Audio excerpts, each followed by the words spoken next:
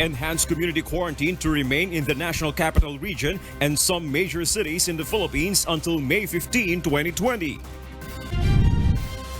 Bill and guidelines for a new normal seem to be implemented in workplaces and public areas, filed in the lower chamber of Congress. The Philippine National Police files multiple charges against a foreigner who berated a Makati City cop over ECQ protocols. Find out how to avoid online scams amid the ECQ. Parts of the USA reopen with social distancing restrictions still in force. Please practice safe distancing at all times. Singapore deploys a robot to remind joggers to practice social distancing.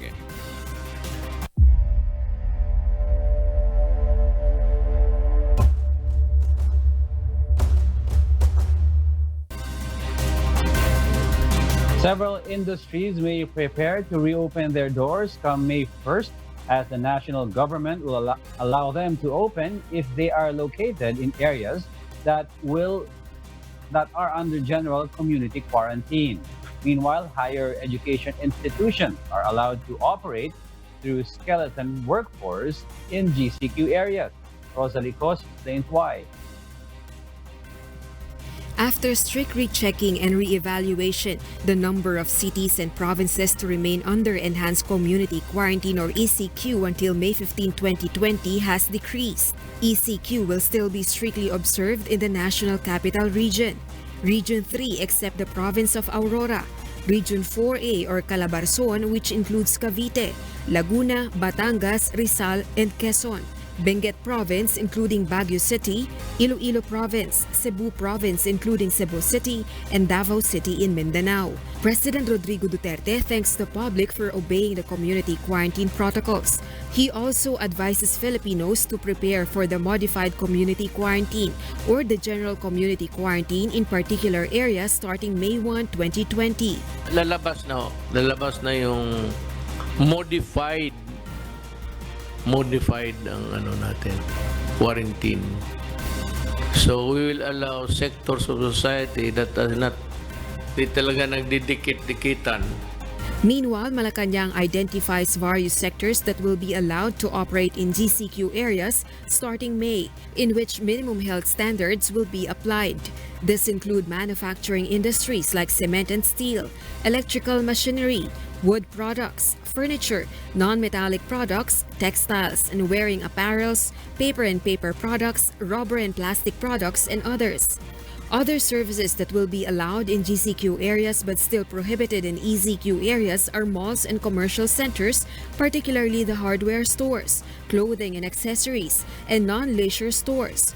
Barber shops, salon and spas, and other personal care industries, but strict health standards shall be observed.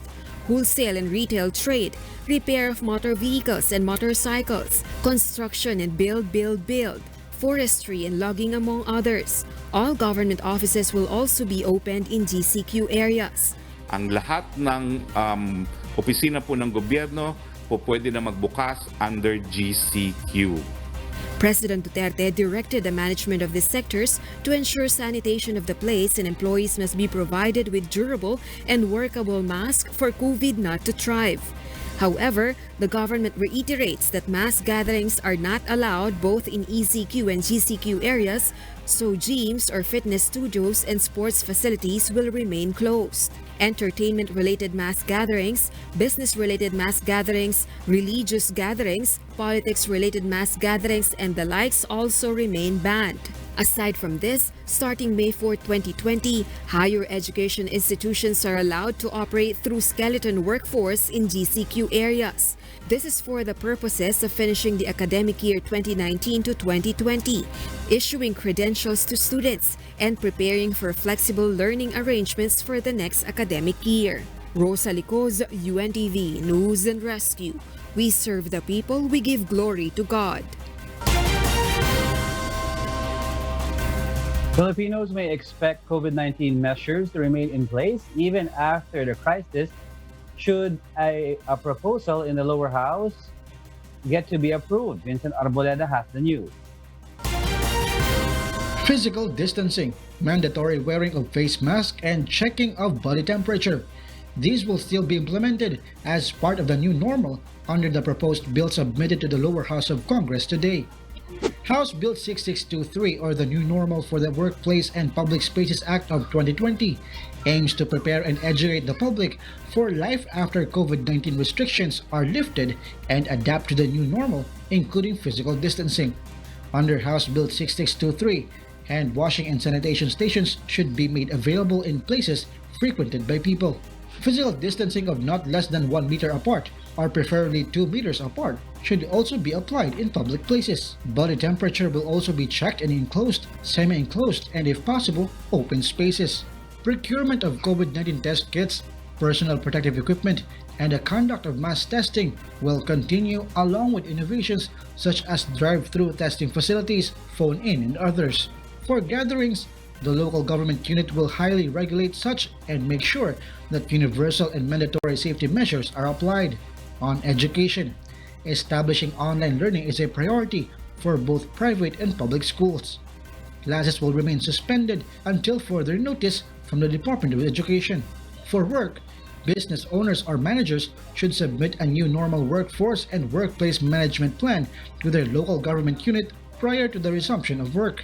Restaurants, cafes, fast foods, and other food service companies will be allowed to open but only cater takeouts and delivery. Dine-in services will be gradually introduced. There will also be limitations on the number of persons allowed inside an establishment, such as malls and shopping centers at any given time. The bill also seeks to fast-track the implementation of the Philippine ID system, the National Broadband Program, and the establishment of e-government services. Under House Bill 6623, whoever is found violating any of the provisions will be punished with 2 months of imprisonment or a fine of not less than 1,000 pesos but not greater than 50,000 pesos. If passed, the bill will be implemented for 3 years but can also be shortened should the vaccine be discovered and COVID-19 has been contained or eradicated COVID-19. Vincent Arboleda, UNTV News and Rescue. We serve the people. We give glory to God. The Manila City government is mulling over placing other parts of the city under hard lockdown following Sampaloc district. AntiMalaria tells us why. The Manila City government, through its Special Mayor's Action Reaction Team, or SMART, is finalizing the implementing rules for the hard lockdown of the 1st District of Tondo. This is due to the continuous increase of COVID-19 cases in the area. The Manila Public Information Office reported that as of 5 p.m. yesterday, Tondo District 1 has 94 positive COVID-19 cases. This is 35 less than Sampaloc District's record of 129 confirmed coronavirus cases. Sampaloc District last week was placed under a 48-hour hard lockdown.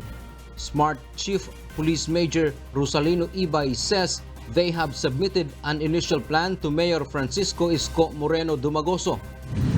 May initial na Sir Chavez na. Prove naman kay Mayor yung initial. The City Council, on the other hand, is drafting the executive order on the possible lockdown. Aminado kami ng mga opisyal. Matitigas talagang ulo dito. Dahil pati nga kami, kinasuhan na. Kumari lang, hindi po kami pwedeng i-lockdown kasi po yung mga anak buhay po dito sa amin, nangangarga sa palengke, yung mga nagdidivisorya.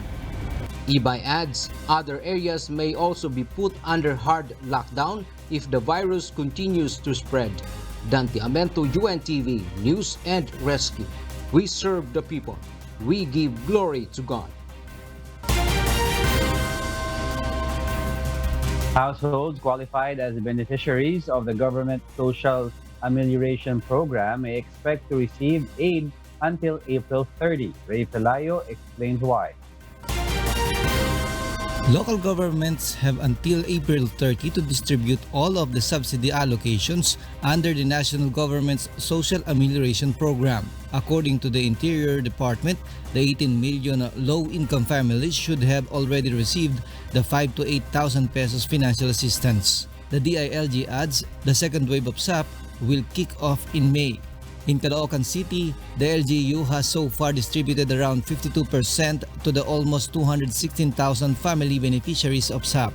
DILG Caloocan Director Marco Cabueños explains the city has the highest percentage of distributed allocation from SAP. Just like in other areas, some residents who had not received or filed out any SAP form have gone to the Caloocan City Hall. Yung anak ko po, hinihingi ko ng para solo parent kasi po wala siyang hanap buhay. Kasi po ayaw niya po maglakad. Gusto niya ako na lang daw maglakad para sa kanya. Mas okay na po na dumiretso kami rito at sinabi sa amin na bumalik kami ng barangay para doon kami usap na second ayuda nga po para sa susunod na ayuda kami naman po mabibigyan. One of the social workers clarified these residents have to get the form in the barangay hall. Of course, si Kapitan yung nakakakilala sa kanyang kabarangay, so sa kanila yun. The DILG Caloocan says that unqualified individuals whose names are on their list are being brought up to the barangay captain for replacement. Aside from SAP, the Caloocan City government also distributes 1,000 pesos for every family, whatever their status is.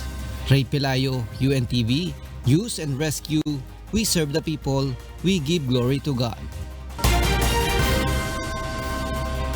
Meanwhile, Malacanang warns local government officials who will fail to complete the distribution of the social amelioration before April ends. In particular, the financial aid for the most affected residents of the coronavirus pandemic. Officials who will be found with this failure will be held liable and may face administrative and criminal cases. Pagkatapos po, magkakaroon na po ng show cause order kung bakit hindi sila dapat panagutin administratively and criminally. Administratively and criminally, they may be held liable for dereliction of duty, which is a form of graft. It is a violation of the mandatory reporting of notifiable diseases and health events of Public Health Concern Act or Republic Act 11332 to conceal truthful information about coronavirus disease 2019. Violators of this law face penalties ranging from fines to imprisonment. Malacanang has this warning in connection with reports of alleged failure of some condominium managements to disclose to authorities information on residents who have tested positive for COVID-19. Meron po talagang obligasyon na ipagbigay alam sa ating DOH or health authorities yung merong mga sakit ng COVID-19. President Rodrigo Duterte authorizes the Food and Drug Administration or FDA and the Department of Science and Technology to employ additional workforce. Rosa Dicos details why. The Food and Drug Administration or FDA is occupied with processing and approving applications for test kits and other licenses related to the country's fight against coronavirus disease 2019. The Department of Science and Technology, on the other hand, is busy with studies and researches for a potential vaccine or treatment against COVID-19. President Rodrigo Duterte wants the two offices to employ more necessary personnel. I have authorized this both this itong dalawang opisina, FDA pati yung DOST, to employ as much as many that would be required para magmadalian and to enable the agencies to work day and night. Sabi ko kasi we are fighting a warrior, a crisis. Meanwhile, based on the President's fifth report to the Joint Congressional Oversight Committee regarding the government's COVID-19 response, the Department of Budget and Management has approved the Health Department's request for the engagement of 15,757 healthcare professionals. The Department of Budget and Management has approved the Health Department's request for the engagement of 15,757 healthcare professionals. They will be under a contract of service for 3 months. A total budget of 2.7 billion pesos has been requested. 7 hospitals have asked the DOH for emergency hiring for personnel that will handle COVID-19 cases. Rosalie Coz, UNTV News and Rescue. We serve the people, we give glory to God. The World Health Organization continues to warn countries about easing coronavirus restrictions. Mac Cordova explains why.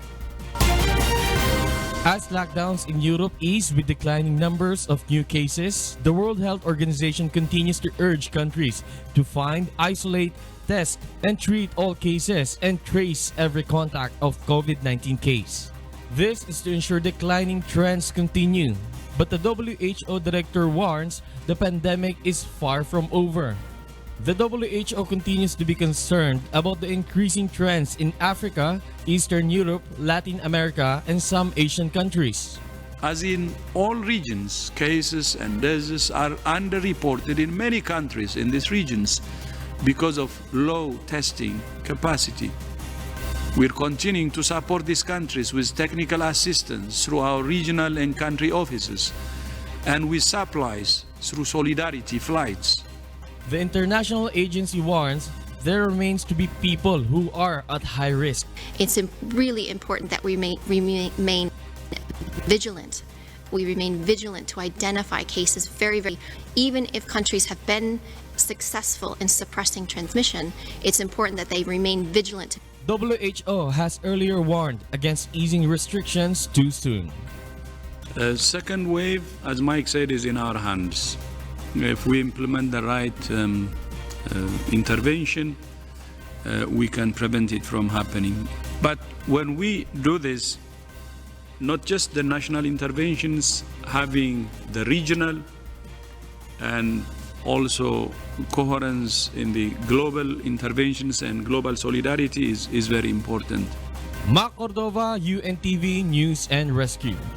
We serve the people, we give glory to God. And now let's take a quick look at the updated tally of coronavirus cases around the world. The COVID-19 pandemic has now reached a total of 3,053,965 confirmed cases in 185 countries. The fast-spreading disease has claimed more than 200,000 lives. Nearly 900,000 patients across the world have recovered from the deadly disease. Meanwhile, the number of COVID-19 cases in the United States of America is nearly 1 million as of today, though 111,583 patients have reportedly recovered. Spain is the second most hit country with over 200,000 positives, though more than half of that number are recoveries, or 120,832. Italy, France, Germany, and the United Kingdom and Turkey all have more than 100,000 cases. Russia, Iran, China, and Brazil remain in the top 12 countries worst hit by the disease that has turned most countries upside down. Meanwhile, the Philippines, as of 4 p.m. today, based on the Health Department's report, has 7,958 cases with 181 new positives. 19 more patients have died, bringing the death toll at 530. Our gallant frontliners have helped 43 more patients recover. President Rodrigo Duterte no longer wants to resume peace talks with the communist rebel group. Rosalie Cos tells us why. President Rodrigo Duterte has scrapped yet again peace negotiations with the communist rebels. This comes after an incident of attacks by the New People's Army on government forces who were assisting in the relief operations for residents affected by the coronavirus pandemic. I'm so sad about this development, but there will always be a time for reckoning. There is no more peace talks to talk about. I am not, and I will never be ready for any round of talks. Kasi simply the NPA, the Communist Party of the Philippines, has no respect either for their spoken words or in their deeds of killing soldiers who are on humanitarian missions. The chief executive has initially warned of declaring martial law if the NPA will continue their lawlessness and violent attacks. Meanwhile, the president acknowledges the sacrifices of the military and the police in serving the Filipino people amid the coronavirus disease pandemic. Rosa Licoz, UNTV News and Rescue. We serve the people, we give glory to God. A Spanish national who resides in Makati City is facing possible deportation. Leia Ilagan reports the reasons why. The Makati City Police Office confirms that they have filed charges against Javier Para Salvador, a Spanish national who berated a police officer in Dasmariñas Village, Makati. Makati Chief of Police Colonel Rogelio Simon says they will not let this foreign national violate the ECQ protocol implemented by the Philippine government. Nakapag-file tayo ng direct assault, resistance, and disobedience to a person in authority. Itong unjust fixation, violation ng Republic Act 11332, particularly dito sa may Section 19 ng Bayanihan Act, at yung ating City Ordinance na 2020-089 for not wearing the face mask. Simon says he has coordinated the Bureau of Immigration for the Salvador's possible deportation. Meanwhile, the DILG supports Police Senior Master Sergeant Roland Von Madrona, the police officer who was berated by the Spanish national. Secretary Eduardo Año says he supports Madrona in the attempt arrest of Salvador because of violation of the ECQ. Salvador was drunk and he berated the policeman without wearing upper clothes. It was past 5 p.m. last Sunday when the Spaniard berated Madrona, who had cautioned Salvador's maid in watering their plants outdoors without a face mask on. Salvador angrily scolded the police officer while lecturing on the proper implementation of ECQ. Salvador just returned inside her house after Madrona's attempted arrest. Leia Ilagan, UNTV News and Rescue. We serve the people. We give glory to God.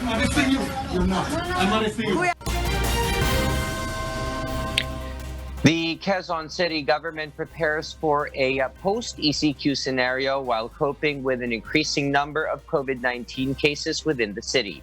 Joanne Nano reports why. The Quezon City government recorded 157 additional confirmed COVID-19 cases on April 27, this following 3 consecutive days of 0 new cases. From the previous 1,104 confirmed COVID-19 cases, the number has just risen to 1,261. In an interview with Mayor Joy Belmonte in the program Get It Straight with Daniel Razon today, the local chief executive explained this does not mean that COVID-19 transmission in Quezon City is decreasing. It is just because reports from the recent testing came late as the RITM temporarily scaled down its operation last week. It's not due to a lowering, but it's because of a delay in the reporting system ng Department of Health sa atin. Mayor Belmonte ensured that although the number of cases in the city is increasing, residents have nothing to worry about. She says it is expected that COVID-19 cases tally will increase as the LGU expands its testing capacity. With this, they will easily identify and separate infected people from the community and immediately bring them to hospitals for treatment. Currently, the QC LGU runs 4 COVID-19 facilities to back up overwhelmed hospitals.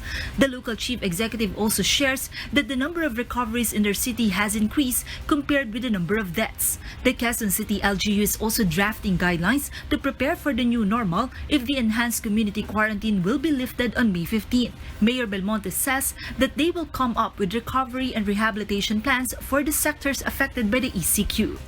Hindi po dapat mag-alala yung mga tao. We are very much preparing for a post-ECQ scenario here in Quezon City, and we will make sure that itong mga pinagpasya natin will have proper consultation. We are now working with the different business sectors. Joanne Nano, UNTV News and Rescue. We serve the people. We give glory to God. The World Health Organization calls on and encourages Filipino experts to help develop a COVID-19 vaccine. Aiko Miguel tells us why. The Department of Health reiterates there is no cure yet for the disease caused by the new coronavirus. According to World Health Organization Acting Country Representative Dr. Socorro Escalante, it will take 1 to 1.5 years for experts to discover a COVID-19 vaccine. Those 6 candidate vaccines around the world are in line for experts to study. Ang WHO ay naghikayat ng mga scientists and experts saka mga institutions around the world para po mag-participate sa pag-discover ng bakuna para sa sakit na to. Meanwhile, the Department of Health warns people not to believe social media posts that claim they are a cure for COVID-19, like the Fabunan antiviral injection. Because it's unregistered and base sa ating batas, yung ating batas ng FDA, sinasabi doon, kapag ikaw ay gumamit ng isang gamot na hindi rehistrado at ibinigay mo yan sa ating kababayan, ikaw ay may liability dahil you are using unregistered drugs. A person who sells, administers, or distributes an unregistered COVID-19 vaccine, or as they claim cure for COVID-19, may face imprisonment or pay 500,000 pesos as penalty for violation. Aiko Miguel, UNTV News and Rescue.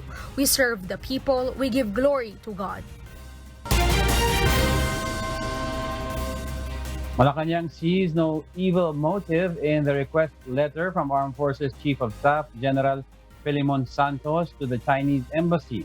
The letter asked for assistance to procure 5 boxes of supposed coronavirus disease medicine, particularly carimycin. These tablets used by the Chief of Staff when he was COVID-19 positive are not registered with the Philippine Food and Drug Administration. According to Presidential Spokesperson Secretary Harry Roque, the action of the general is not a crime. He had no bad intentions, but the drug has to be registered with the FDA. And according to the law, he did not commit any crime too dahil hindi naman siya nag-i-import at hindi siya nagbebenta nitong drogang ito.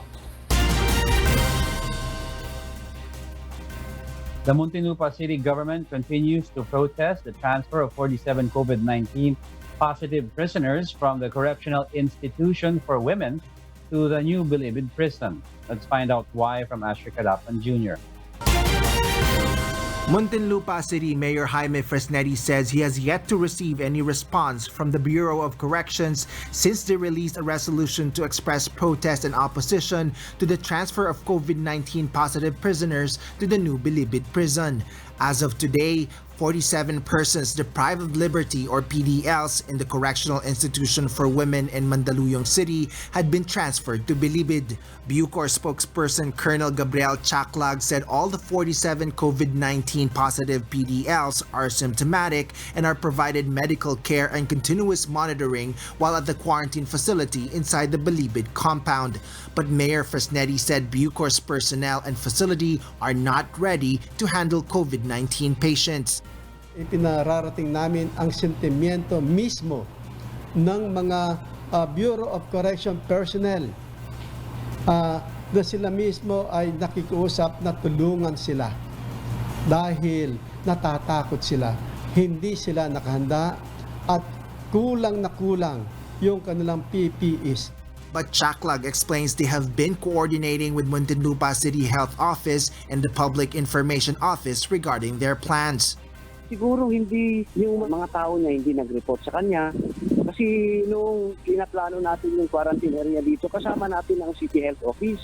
Bucor, however, admits shortage of personal protective equipment and asks for such donations. Asher Cadapan Jr., UNTV News and Rescue. We serve the people, we give glory to God. Many Filipinos are struggling to make ends meet amid the enhanced community quarantine. That includes owners of small and micro businesses. All they can hope for is for the crisis to end soon. Arlene Delgado explains why. We asked some owners and caretakers of micro and small businesses in Manila how are they coping with the situation amid the ECQ. We met 62-year-old Taylor Boy Marin. He still accepts orders, usually from police officers who need patches for their fatigue-type uniforms worth 10 pesos each. From this, Marin says he could gather 50 pesos to 70 pesos, which is way lower compared with his daily earnings before the COVID-19 crisis, which often reaches 1,200 pesos. Wala. Laglag. Hindi katulad noon, may kita. Ngayon, wala. Kaya naman nagbukas ako kahit papano yung machichicha namin, makukuha namin dito. He hopes for this crisis to end soon. Sabi nga ni Pangulo, pag tis-tis na lang tayo, pwede ba yung puro tiis? Paano naman yung katulad na yung mga mahihirap? Meanwhile, 71-year-old Carlito De Terra had no choice but to shut down his tiny variety store. He and his wife are thinking of going back to the province if they cannot replenish their supplies after the quarantine period. Pag natapos na siguro ito, saka kayo magtinda-tinda. Di pa nakaga namin yung lang. Pag matapos na ito, sana mabigyan kami ng konting puhunan. Though she had received aid from the local government, Marie Regulacion is still trying to survive with what she has for her daily needs and for maintenance medicine for hypertension. This small eatery and her little salon as a sideline have been closed since the beginning of the ECQ last month, leaving her with no new source of income. Kung sino lang ang makakatulong naman, mga ng kapital, mag-umpisa uli. Maghanap ng paraan, pero Diyos lang nakakaalam. Talagang siya lang ang pag-asa eh. With all the uncertainties brought about by the pandemic, owners and caretakers of affected businesses, especially the small ones, are hoping for support to refuel their businesses once the crisis ends. Jorlene Delgado, UNTV News and Rescue. We serve the people, we give glory to God. Amid the lockdown and home quarantine protocols, people stay at home and cannot go shopping outdoors. Online shopping has been prevalent nowadays. So are online scams and cybercrime. So be extra cautious when using the internet. Onokton tells us why. Recent data show the cybercrime rate in the country has increased by about 100%. The National Bureau of Investigation says the spike in number of crime incidents began to increase when the enhanced community quarantine was put in place. The reason? Many people nowadays are transacting through the internet, from bank transactions to buying essential items. Perhaps you would want to consider how to avoid falling prey to online scams. Don't just click emails with contacts asking for your personal and important details, such as your bank account, password, and others. Banks have issued warnings to the public regarding this matter. Trust encrypted websites only. These websites are protected and cannot be hacked easily. Do your online transactions using secured Wi-Fi connection and not public Wi-Fi. Check for the lock symbol in the URL bar to be sure that the website you are visiting or planning to log onto is safe. If you really want to shop online on reputable platforms. How would you know if a platform or site is not reputable? If the platform is unknown, if you are not familiar with the platform, if there is no business name, if a platform or business profile is not available, there are no contact details, and there is no customer service. Protect your personal information. It is normal for retailers to ask for additional details in an online shop. But if they're asking for too much, be more careful. It is also beneficial to read the reviews and comments of other customers to be sure about your online purchase. Create a unique password on each website. Avoid using just one password for all online shopping websites, because if a hacker sees this, all of your accounts will be in danger. Look for the letter S in the URL bar. Every time you key in a personal or credit card information in any website, make sure that the web page is secured. The easiest way to check this is to look for the letter S in the website's URL, like HTTPS, instead of just HTTP. Be wary of dream deals. If a product is too good to be true or almost unbelievable, be extra cautious. It is true that cheap prices in online shops could be very attractive, but do not be hasty, otherwise you might get tricked. Look for the customer service information in secure websites. Most of the time, they have a toll-free customer service line or email address that can be contacted. If they do not have these, you have to be more careful in buying online. Do not click untrustworthy pop-up ads. Although it is normal for retailers to use pop-up ads, you have to be cautious of what they call phishing scams. Scammers use this to confuse online shoppers. Check your credit card statement. Though you've received your item, make it a habit to always check your credit card statement to see if there are any hidden charges or unfamiliar transactions deducted from your account. They say it's better to be cautious than regret things in the end. Follow these tips to avoid being victimized by online scams. Mon Hokson, UNTV, News and Rescue. We serve the people, we give glory to God.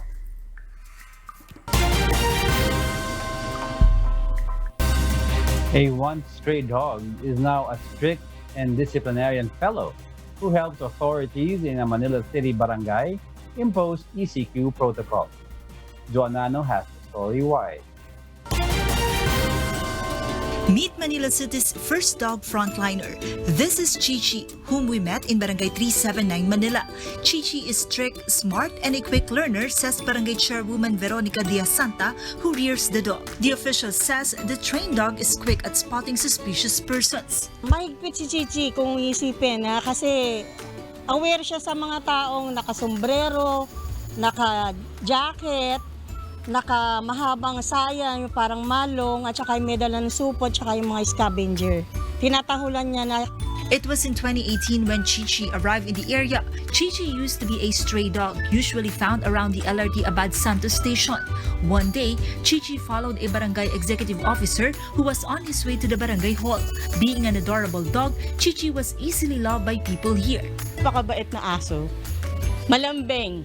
Lahat kami kilala niya. Kunyari kami uuwi na sa bahay, susunod siya sa amin, hahatid na kami. Ganun po si Chichi. Because of her skills and abilities, she is now a frontliner in the battle against COVID-19. She accompanies barangay security officers in their patrol operations amid the ECQ. Si Chichi, para sa akin, kahit hindi man siya kagaya ng mamahaling aso na natuturuan ng madalian o may maraming galing, siya naman, hindi niya kami iniiwan. Sa tuwing tatayo ang isa sa amin, nakabuntot na kagad yan. Iikot kami, ro-roving kami, kasama namin lagi yan.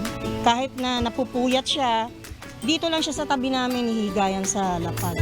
The barangay chairpersons also shares they have made a special ID for Chichi because they are worried the city hall might catch her strolling in the streets. Chichi's story proves there are also dogs along with other means to help impose discipline among residents and that anybody can be a frontliner and play his part in this battle against an invisible enemy. Joanano, UNTV News and Rescue. We serve the people, we give glory to God.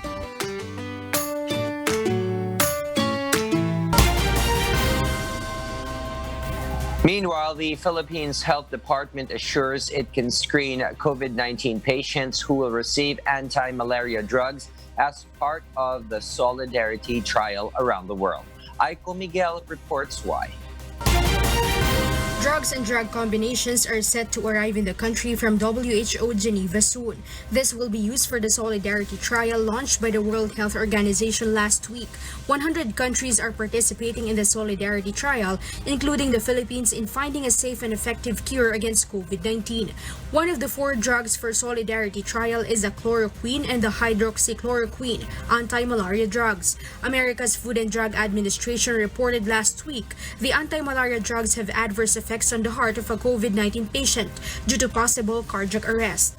Ang chloroquine at hydroxychloroquine ay may epekto hindi lamang sa puso kung hindi sa mata, sa dugo at sa atay. The DOH explains patients are screened before a physician could administer these drugs. The patient must also give his consent. Kasama po sa protocol ng Solidarity Trial ang tinatawag nating inclusion criteria o mga pamantayan na dapat masunod bago maisama o mai-enroll ang isang pasyente sa Solidarity Trial.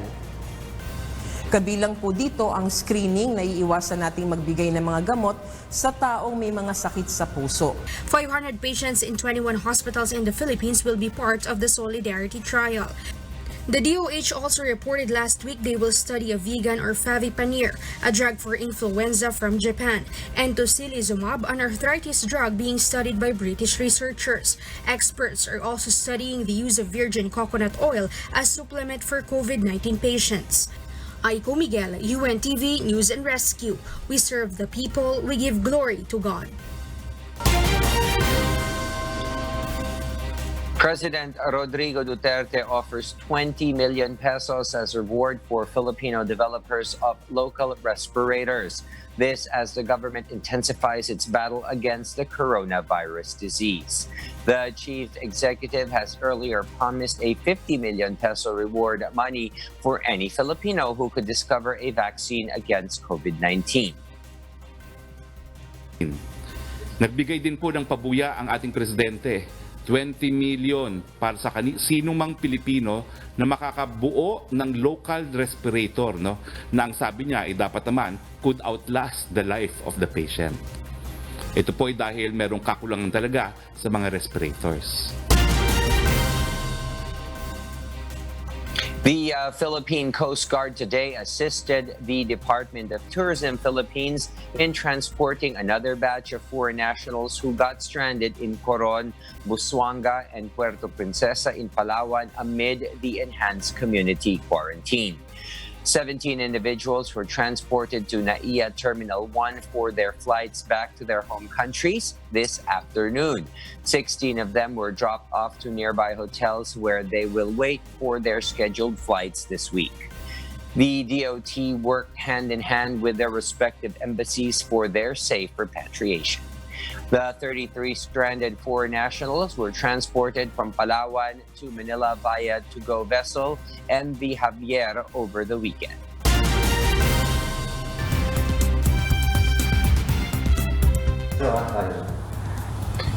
And for the news abroad, here's Stephanie C. reporting live from Hong Kong. Good evening, Stephanie.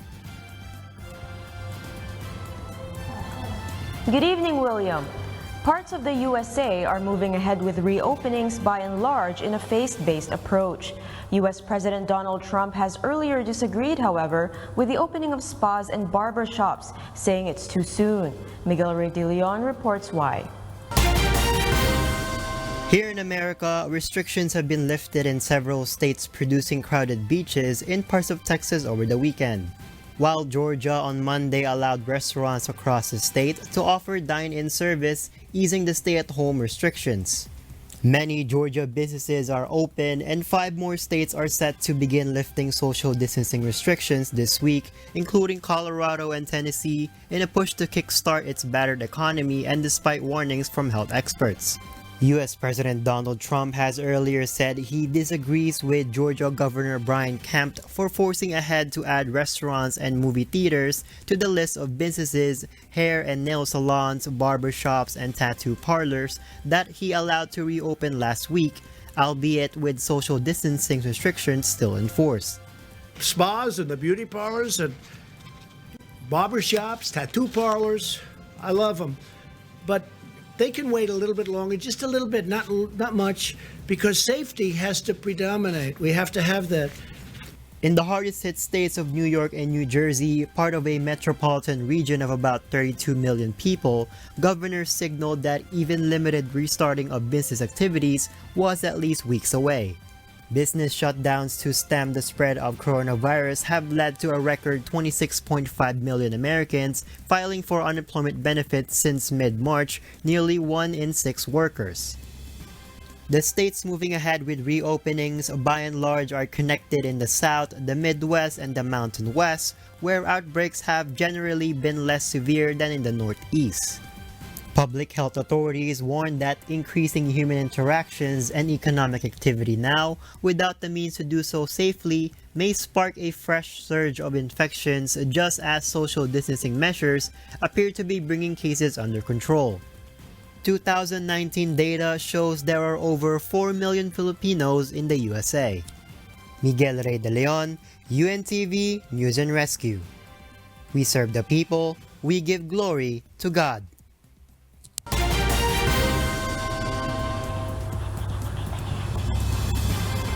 Italy so far has the longest lockdown among European countries. Meanwhile, Germans are required to wear a face mask in most public conveyances. June Garin details why. In Germany, residents are introduced to various forms of face mask obligations, making it compulsory for most of the country.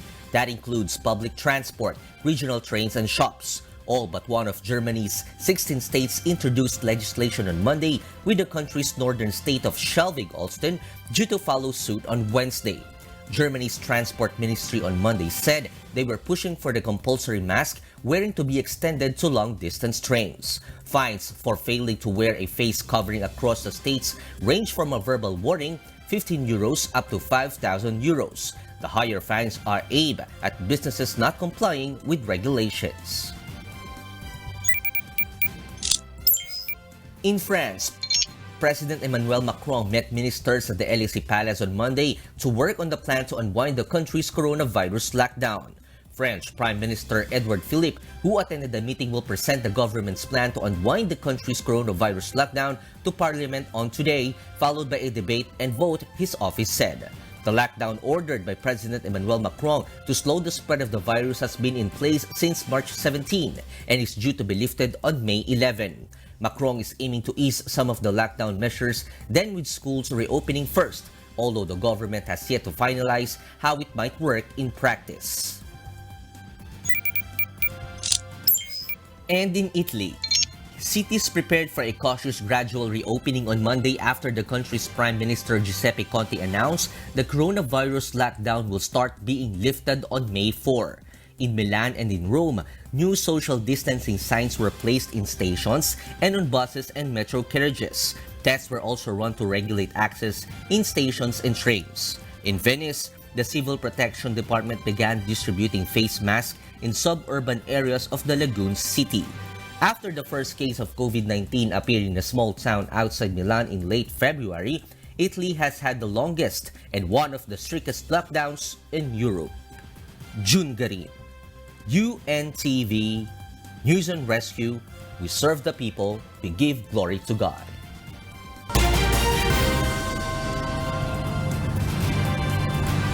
Peru has a new interior minister. Meanwhile, there are more and more police officers infected with the coronavirus disease in the Peruvian police forces. Chris Perez details why. Peru's Interior Minister Carlos Moran resigned late last week as the coronavirus crisis escalated inside the police forces. Based on data, some 1,300 officers have tested positive for COVID-19, while 20 others have died. Gaston Rodriguez, who previously served as the Director of Special Operations for the Peruvian National Police, was quickly sworn in as the new Interior Minister. We are working towards those police officers who are performing this service for the benefit of the community do not continue to become contaminated and care is given to the case in the hospital. The situation is critical. It is difficult to recognize it, but we are making every effort to be able to serve all Peruvians, but focused on where the greatest problems are currently. According to Prime Minister Vicente Ceballos, Moran resigned for reasons of a personal nature and denied that the departure was related to corruption accusations related to purchases of protective equipment that recently surfaced within the police. Meanwhile, thousands of police officers are undergoing rapid testing for the coronavirus. Last week, the police carried out some 24,000 rapid tests, which are now awaiting results. Chris Perez, UNTV News and Rescue. We serve the people, we give glory to God. After bumper, ba? And those are the news from the other parts of the globe. Back to you, William. Thank you, Stephanie C., reporting live from Hong Kong.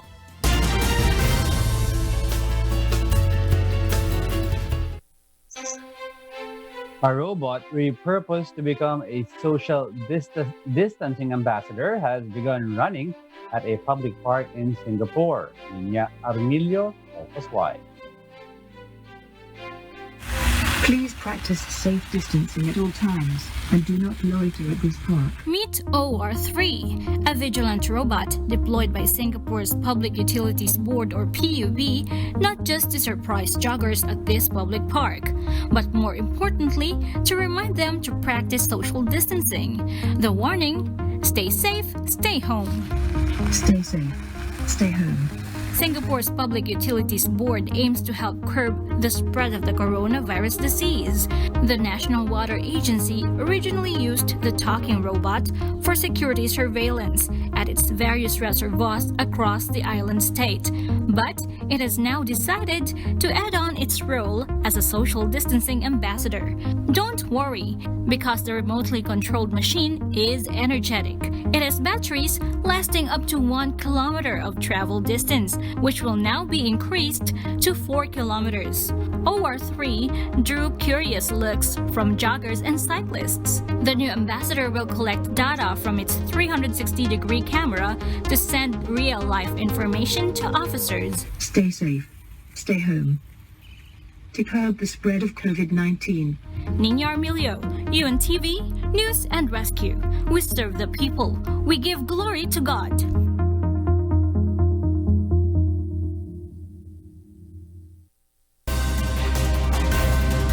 Our kasangbahay, we are at a time when the country is under a state of health emergency. The cooperation of all Filipinos is imperative to avoid the deadly virus. We are calling on everyone to be calm.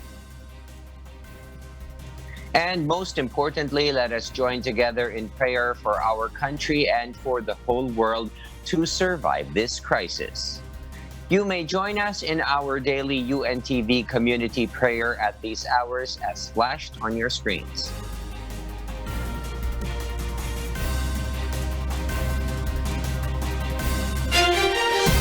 And those are the reasons behind the news. I am William Theo. We serve the people. We give glory to God. And I am Angelo Castro III. Because we need to know. We will always ask why.